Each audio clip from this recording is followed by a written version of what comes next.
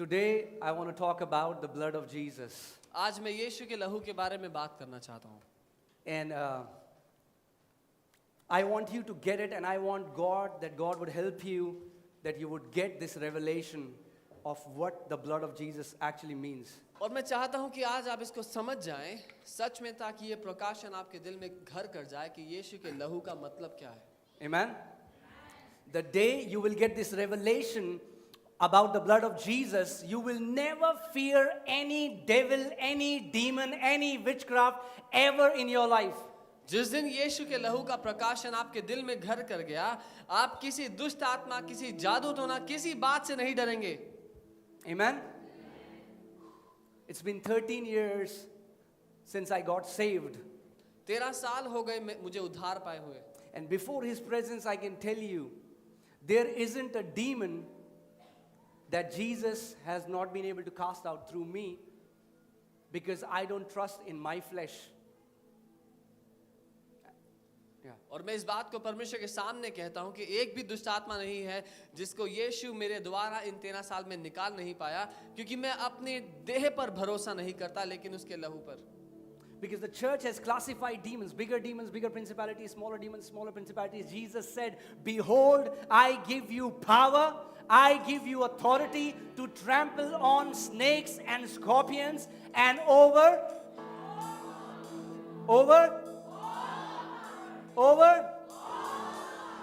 When He said all, that means all, and that settles it for me.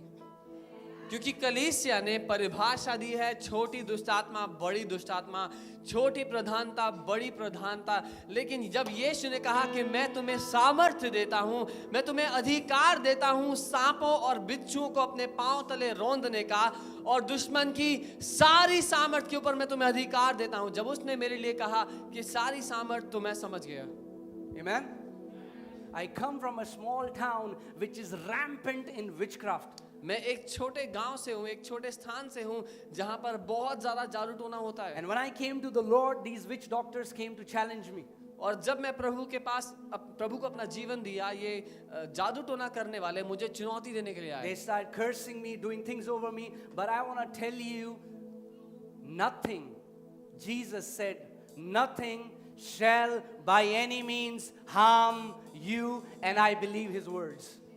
और वो मेरे पास आए और मुझे श्राप देने लगे और मुझ पर अलग अलग जादू टोने करने लगे, लेकिन यीशु ने कहा कि कुछ भी, किसी भी चीज से तुम्हें कोई भी हानि नहीं होगी। Amen? If you get it, अगर आपको ये समझ में you आ will गया, be so secure knowing that you are covered under the blood. अगर आप ये जान गए तो आप इतने सुरक्षित होंगे ये जानने के कारण कि आप यीशु के लहू में हमेशा ढके रहते हैं। Amen?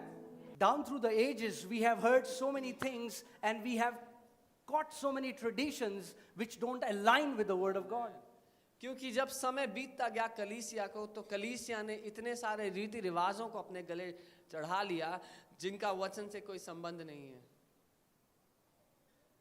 And the way we received how to preach the gospel was, repent or you are going to. और यहाँ तक कि जो सुसमाचार प्रचार करने का तरीका भी हमने ग्रहण किया, वो ये था कि या तो मन फिराओ या फिर नरक जाओ। Repent or you're going to hell. But the way Jesus preached the gospel was, He said, repent for the kingdom of God is at hand. We say repent for the hell is at hand. Jesus said repent for the kingdom of God is at hand. हम कहते हैं कि मन फिराओ नहीं तो नरक बहुत पास है। यीशु ने प्रचार किया और कहा मन फिराओ क्योंकि स्वर्ग का राज्य बहुत पास है। We are trying to send people to heaven by putting fear in them. हम कोशिश कर रहे हैं कि ज़्यादा से ज़्यादा लोग को स्वर्ग में भेज दें नरक से डरा करके। And condemnation works awesomely to this kind of gospel. और दोष भावना इस तरह के सुसमाचार में बहुत बढ़िया काम But करती I है। want you to open your ears, because if today you will hear this message and it will go in your heart, you know, I am throwing revelation, you have to catch it. लेकिन मैं चाहता हूं आज अपने कानों को आप खोलें ताकि जो प्रकाशन को मैं आपके बीच में फेंक रहा हूं उसको आप ग्रहण कर लें। You are a sinner and Jesus died for you is not the gospel. आप पापी हैं और यीशु ने आपके लिए जान दी, सुसमाचार नहीं है। You didn't get what I'm आपको saying. समझ में नहीं आया मैंने क्या कहा। You are sinner and Jesus died for you is not the gospel. आप पापी हैं और यीशु ने आपके लिए अपनी जान दी, ये सुसमाचार नहीं है। Because you are trying to tell the picture, you are trying to tell the story after the interval. क्योंकि आप आधी पिक्चर बीतने के बाद, इंटरवल के बाद की स्टोरी बता रहे हैं। Adam fell and then there is interval. आदम ने गलती की और उसके बाद बीच में इंटरवल आ गया। But that's not how it started. When God made Adam, he was a king. So I want to tell you from the beginning, so that I won't tell you you are a sinner and Jesus died for you. I will tell you you are a king and Jesus died for kings. क्योंकि जब यीशु ने आदम को बनाया, मनुष्य जाति को उसने बनाया, तो उसने मनुष्य को राजा ठहराया। इसीलिए मैं आपको इंटरवल के पहले की स्टोरी बता देना चाहता हूं। आप वो पापी नहीं जिसके लिए यीशु मर गया, आप वो राजा हैं जिसके लिए यीशु मरा। Jesus was saying, we are not fallen anymore.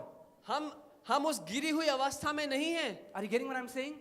The Bible says Father has raised us together with Christ Jesus. Bible कहती है पिता ने हमें यीशु के साथ मुर्दों में से जिंदा कर लिया। Yes, the world is fallen. There are things that are fallen, but you are not fallen. Turn to your neighbor and say, you are not fallen.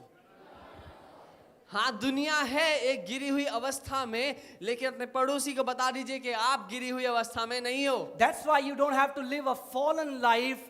There is a higher life in Christianity, and I want to teach you about that life. इसीलिए आपको उस गिरी हुई अवस्था में जीने की आवश्यकता नहीं है, क्योंकि एक ऐसा जीवन मसीह में है जो ऊंचे में उसने हमारे लिए रखा है। Hebrews chapter 2. इब्रानी दूसरा अध्याय। So many people are so, they are excited about angels. बहुत से लोग स्वर्गदूतों के लिए बहुत उत्साहित होते हैं। You know why you are excited about angels? आप जानते हो आप क्यों उत्साहित होते हो? Because you do not know your original design. क्योंकि आपको अपना मूल रूप नहीं पता जब जैसे आप बनाए गए थे। The day you will know who God created you to be, everything will change. जिस दिन आपको मालूम हुआ आपको क्या बनाया था परमेश्वर ने, सब कुछ बदल जाएगा। Do you know angels are excited about you? क्या आप ये जानते हैं कि स्वर्गदूत आपके कारण उत्साहित होते हैं? Let's see it in the word. हम वचन में देखते हैं। Woo! Hebrews 2:5. इब्रानी 2:5। I'm reading from Amplified Version. मैं एम्पलीफाइड से पढ़ूंगा। For it was not to angels that God subjected the habitable world of future of which we are speaking. क्योंकि परमेश्वर ने स्वर्गदूतों को ये वो दुनिया नहीं दी थी जो भविष्य में आने वाली थी, जिसकी बात हम कर रहे हैं। The church is talking about end times where every bad thing would happen. कलीसिया बात कर रही है वो अंत के समय की जहां सब खराब होगा, सब बिगड़ जाएगा। We have missed the kingdom of God. हम परमेश्वर के राज्य को बीच में चूक And गए। we've been told that things will get so bad that God will have to take the church out of this world. और हमें ये बताया गया कि चीजें इतनी हाथ से बाहर हो जाएंगी, इतनी बिगड़ जाएंगी कि परमेश्वर को अपनी कलीसिया को बीच में से ही उठा लेना पड़ेगा। Well, that is not happening. लेकिन ऐसा नहीं हो रहा। I want to tell you something. मैं आपको कुछ The बता दूं। kingdom of God is expanding, and it will keep on expanding till every other kingdom comes under the kingdom of God. कि परमेश्वर का राज्य फैल रहा है और वो फैलता चला जाएगा और हर एक राज्य उस राज्य के अधीन झुक जाएगा। Diseases are dying. Poverty is dying. There was a study that happened. The kingdom of God is invading earth. The kingdom, the world is not getting a scarier place. The world is becoming a better place because the kingdom of God is invading the earth. एक research की गई जिसमें शायद लगभग 20 बातें थी जिनके बारे में उन्होंने पढ़ाई करी, और जब दशक करके उसको देखा तो वो मात्रा में घटते जा रहे हैं, बीमारियां घटती जा रही हैं, बीमारियां गिरती चली जा रही हैं, और ये दुनिया बुरे की जगह अच्छी होती जा रही है।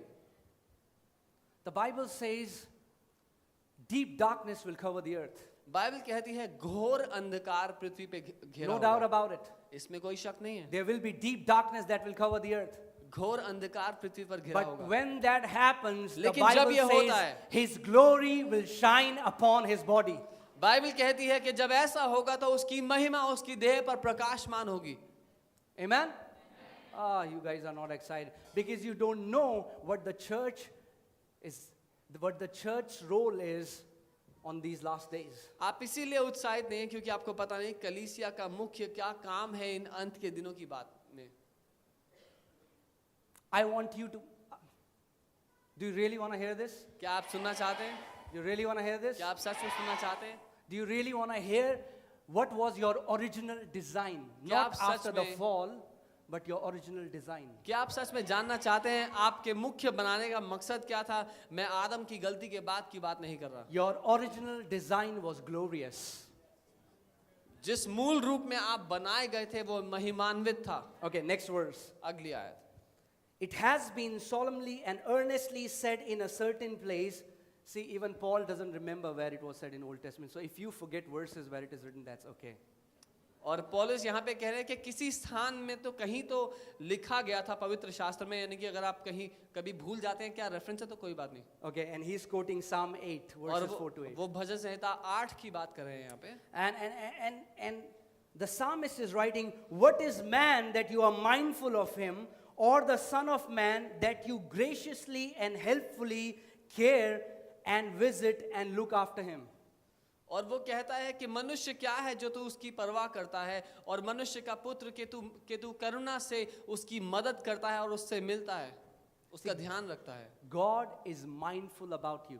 परमेश्वर आपका ध्यान रखता है। His mind is full of thoughts about you. वो आपकी परवाह करता है, उसका मन आपके लिए विचारों से He's भरा है। mindful about you. वो आपके लिए परवाह करता है। Next verse. Are you there? Okay. For some little time you have ranked him lower than and inferior to the angels. 7वीं आयत, और यहाँ लिखा है कि कुछ समय के लिए तूने उसको स्वर्ग दूतों से नीचे स्थान दिया है। Now, I want you to go home today, and this is what the Bible interpreters didn't get, because this message they won't get it. It is not saying that you have ranked him and made him lower than angels. The word angels is Elohim, that means God Himself. और यही से मालूम होता है कि जो Bible का अनुवाद कर रहे थे वो इस प्रकाशन को नहीं समझते थे, नहीं समझ पाए, इसीलिए इसको ऐसे लिखा है। जो शब्द यहाँ पे स्वर्गदूत लिखा है वो मूल भाषा में एलोहीम यानी कि परमेश्वर है। God made man little lower than himself. परमेश्वर ने मनुष्य को अपने से हल्का सा कम रखा। Hello? Are you guys getting it? क्या कोई सुन It's रहा है? not God, Satan, and you. It's God, you, and then Satan. तो ये क्रम ऐसा नहीं कि परमेश्वर और शैतान और फिर आप, लेकिन परमेश्वर ने जो क्रम रखा वो परमेश्वर, आप और फिर स्वर्गदूतों को रखा। Okay. Let's go further. It हम says, आगे देखते हैं। you have crowned him with glory and honor. कि तूने महिमा से और आदर से उसको सम्मानित किया है, And set him over the works of your hands. और अपने सारे हाथ के कामों पर उसको प्रभु ठहराया है। You were made so glorious that God entrusted all of His creation under man. परमेश्वर ने मनुष्य को, आपको इतनी महिमा में बनाया कि अपनी सारी बनावट को आपके हाथों में भरोसा करके दे दिया। But in the garden, Adam used to fellowship with God. और उस अदन की वाटिका में आदम परमेश्वर के साथ उठा बैठा करता था। And God told him, I have made you so that you can have dominion, you can subdue. He was made in the image and in the likeness of God. और परमेश्वर ने आदम को ये समझाया कि मैंने तुझे इसलिए बनाया कि तू प्रभुता करे और राज्य करे, इसीलिए अपनी छवि में मैंने तुझे बनाया है। Holy Spirit, help me. And I pray that Holy Spirit helps you so that you will get it. I'm telling you, once Lord began to teach me this revelation, 99% of struggles in my life vanished. मेरे जीवन के 99% जो समस्याएं थी वो यूं ही रद्द हो गई जब मैंने इस Not प्रकाश को automatically. जाना। I began to rule and reign over them. अपने आप नहीं, लेकिन मैं उनके ऊपर राज्य और प्रभुता करने लग गया। when you were created, the Bible says you were crowned with glory and honor. जब आप बनाए गए, बाइबल कहती है उसने आप पर महिमा का और आदर का मुकुट रखा। Who wears a crown? कौन मुकुट पहनता है? Are you sure? पक्का? That's who you are. यही है जो आपको बनाया गया। Come on, turn to your neighbor and say, you are a king. अपने पड़ोसी से कहें आप राजा हैं। Amen? Are you there? Verse 8. 8वीं आयत। It gets better. और ये इससे भी अच्छा होता है। For you have put everything in subjection under his feet. और तूने हर एक बात को मनुष्य के पांव के नीचे रख दिया है। Many times if people would read it, they'll say, no, it's about Jesus. It's कई not बार about लोग Jesus. पढ़ते हैं और कहते हैं ये तो यीशु के बारे में लिखा होगा। नहीं, This was the original design for man. ये वो मूल बनावट थी जो मनुष्य की गई। For you have put everything in subjection under his feet. क्योंकि तूने हर एक बात उसके पांव तले रख दी। Now in putting everything in subjection to man, he left nothing outside of man's control.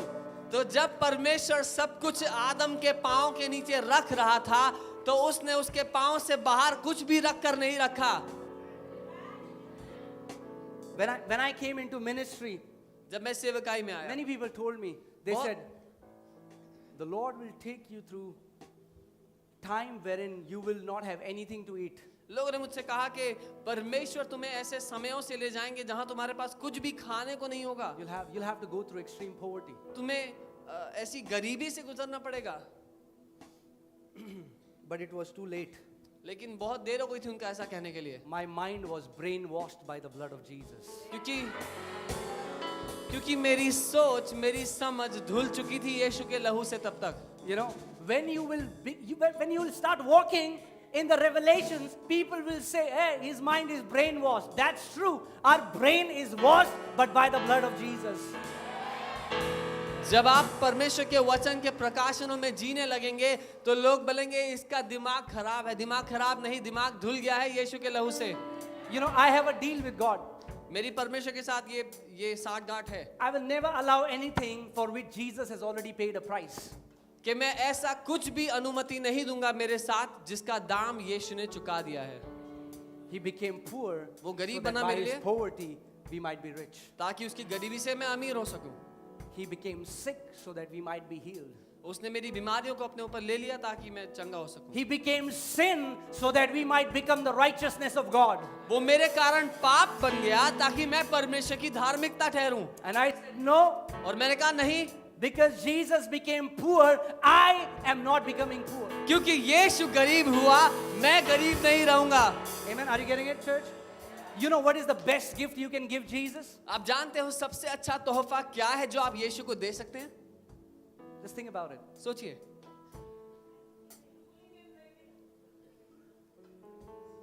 Moravian saints pray this amazing prayer. मोरेवियन संत ये अद्भुत प्रार्थना करते हैं। I love their prayer and I made it my prayer. मुझे उनकी प्रार्थना इतनी पसंद आई कि मैंने उसको अपना बना लिया। They said, may the Lamb of God receive all the reward of his suffering. और वो कहते हैं कि परमेश्वर का मेमना अपनी सारी ताड़नाओं का पूरा फल पाए। If Jesus became poor and I am also poor, then he suffered for vain. If Jesus became sick and I am also sick, then he suffered in vain. If Jesus became sin and I still live in sin, then Jesus suffered in vain. अगर यीशु गरीब हुआ मेरे लिए और आज भी मैं गरीब हूं तो यीशु का वो ताड़ना व्यर्थ था। अगर यीशु ने मेरी बीमारियों को अपने ऊपर ले लिया और आज भी मैं बीमार हूं तो उसकी वो ताड़नाएं व्यर्थ थी। अगर यीशु पाप बन गया और आज भी मैं पाप में जीता हूं तो उसकी वो ताड़नाएं व्यर्थ थी। And I said, Daddy, let's have a talk. और मैंने कहा पिता बात करते हैं। I said, when I was working for a man, मैंने कहा मैं एक इंसान के I लिए used to नौकरी get कर my रहा था। salary on time. मैंने कहा जब मैं एक इंसान के लिए नौकरी करता था मेरी तनख्वाह मुझे समय पे मिलती थी। Now you have called me into ministry. मैंने कहा अब तूने मुझे सेवकाई में बुलाया। I said, I know you're faithful. और मैं जानता हूँ कि तू विश्वास योग्य है। And he spoke to me उसने मुझसे बात की and he said, और कहा, as long as you live, जब तक तू जिएगा you will never lack. तू कभी कमी को नहीं देखेगा।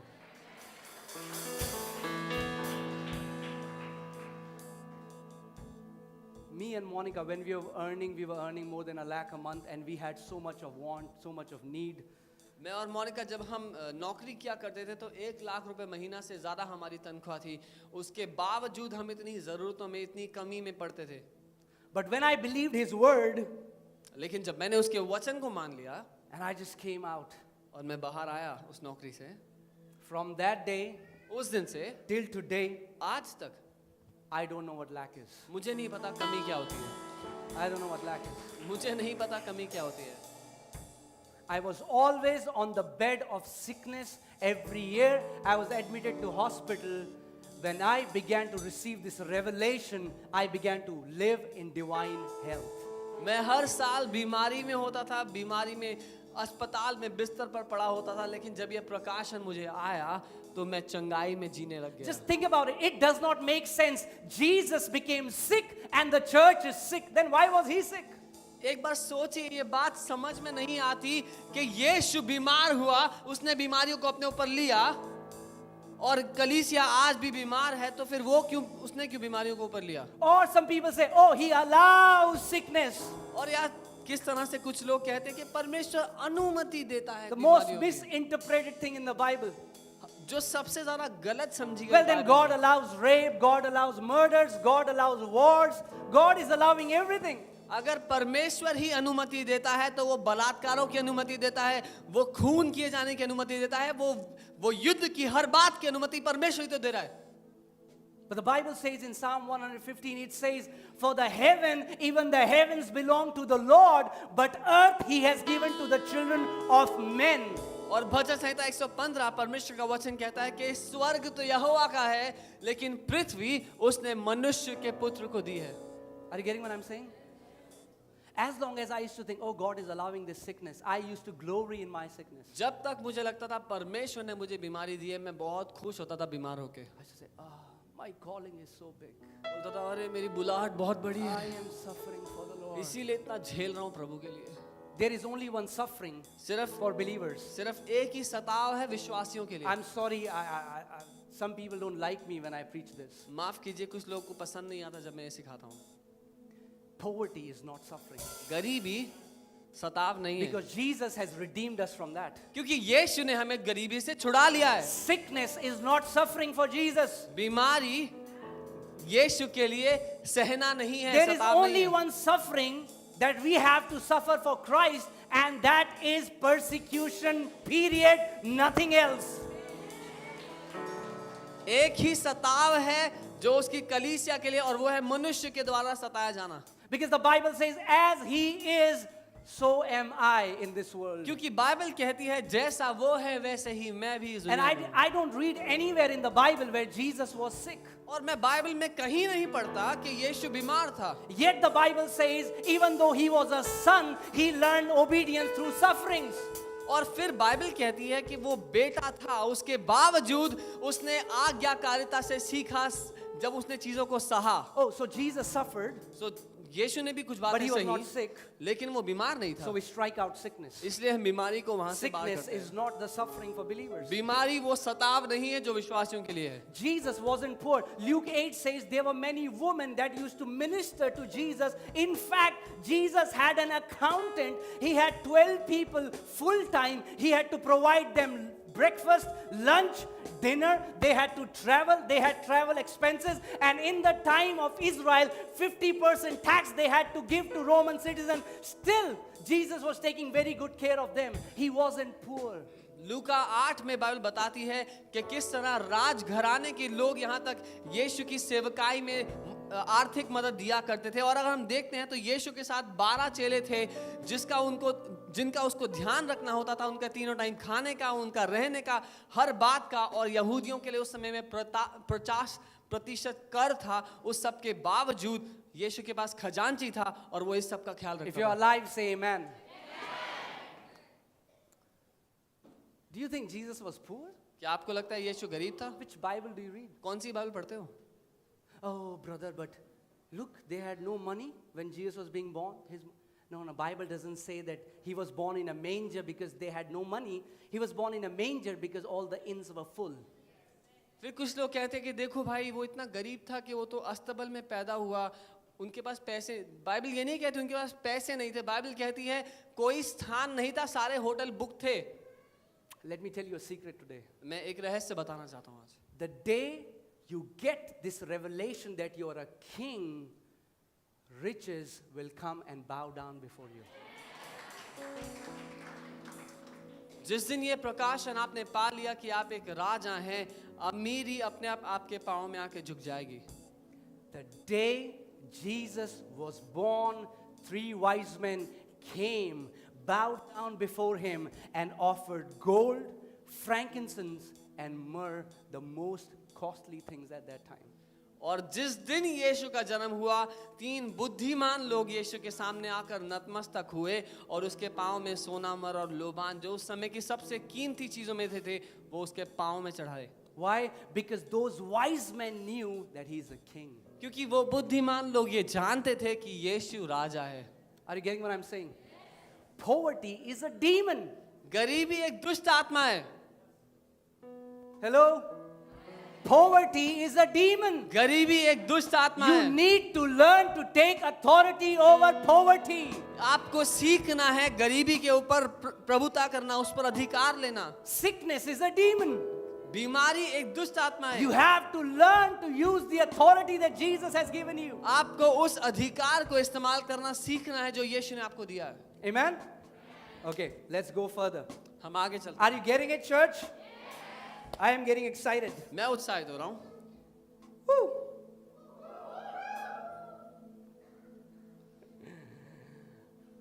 So Adam was in the garden. क्योंकि आदम उस वाटिका में था। Do you think he was, you know how he was talking to God like a friend, you know? और वाटिका में आदम परमेश्वर के साथ एक दोस्त की तरह बातें किया करता था। Right? But then Adam fell. लेकिन फिर आदम ने गलती की, He fell from the glory. उस महिमा से गिर गया। The first thing that came after sin was fear and condemnation. जो पहली 2 चीजें पाप के बाद आई वो था डर और दोष भावना। And one thing the Lord began to teach me. There are people who fast for 40 days. There are people who are fasting, who are praying, but their prayers don't get answered. Why is it? और प्रभु मुझे ये सिखाने लगा उन दिनों कि ऐसे बहुत से लोग हैं जो उपवास कर रहे हैं, प्रार्थनाएं कर रहे हैं, लेकिन उनकी प्रार्थनाओं के उत्तर नहीं मिल रहे। ऐसा क्यों है? I can teach you a principle that your prayers will be answered all the time. मैं एक सिद्धांत आपको सिखा सकता हूँ कि आपकी प्रार्थनाएं हर समय उत्तर दी जाएंगी। You know how? Because principles are universal.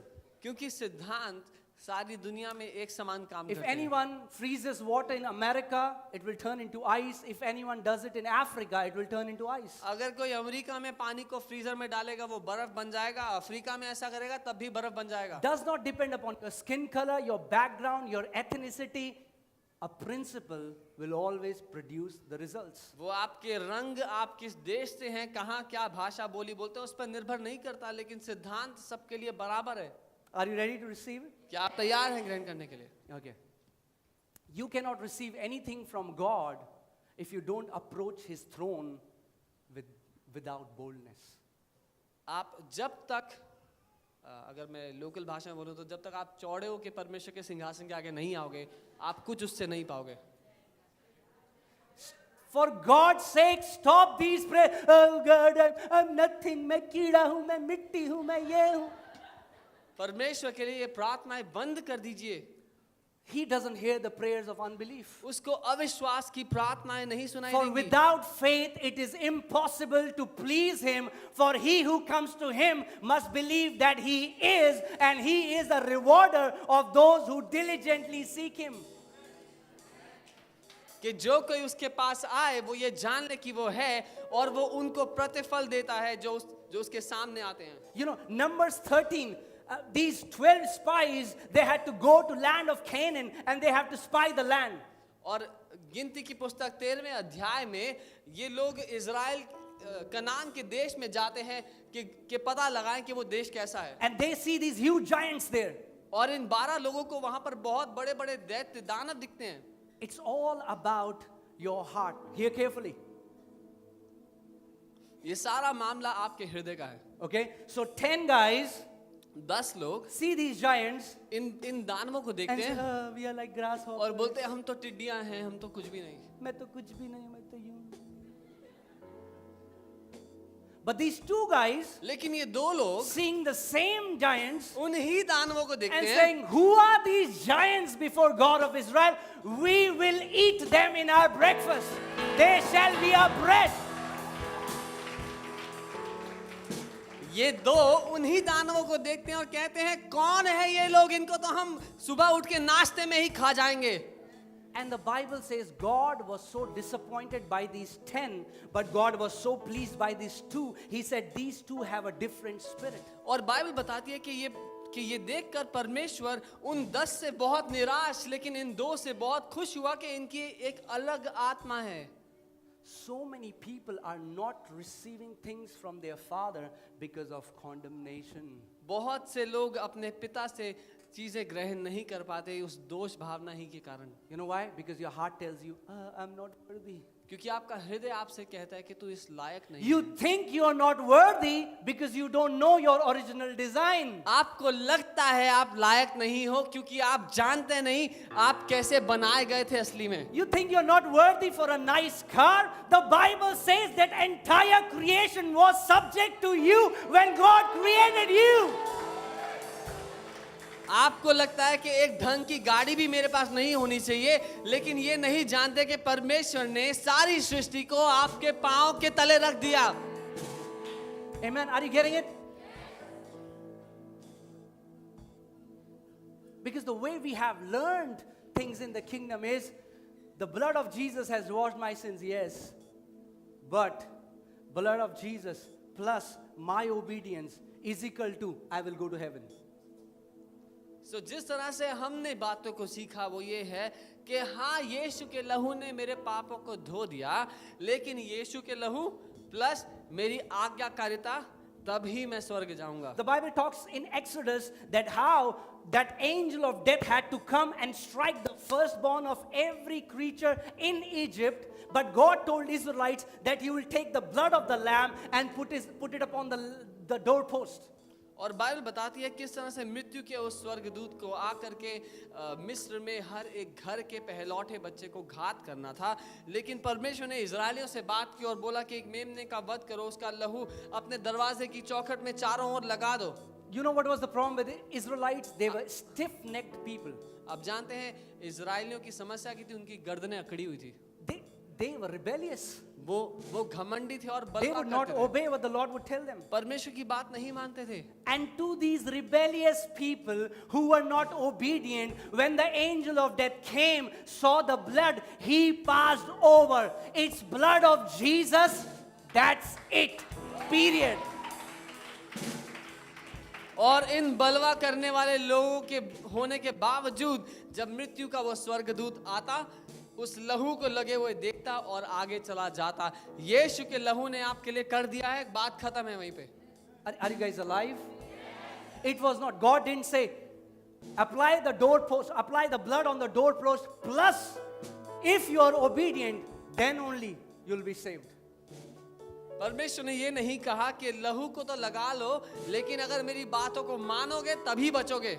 Am I saying that obedience is not important? क्या मैं ये कह रहा हूँ आज्ञाकारिता अच्छी जरूरी Am I नहीं saying है? that live a reckless life in क्या मैं Christ? ये कह रहा हूँ जैसा मन करे वैसी Am I जिंदगी saying that Jio? because we are in grace we will sin? क्या मैं ये कह रहा हूँ कि अनुग्रह में हो तो जितना Not पाप करना है at करो? all. बिल्कुल भी नहीं।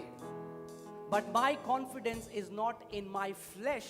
My confidence is in the blood. लेकिन मेरा भरोसा मेरी शरीर पर नहीं, मेरा भरोसा यीशु के लहू पर है। It's the blood that washes me clean. It's वो the लहू blood ही that है जो has मुझे- given me right standing before God. उस लहू ही ने मुझे धोकर साफ किया, पवित्र किया और परमेश्वर के सामने हमेशा के लिए ठहरा दिया।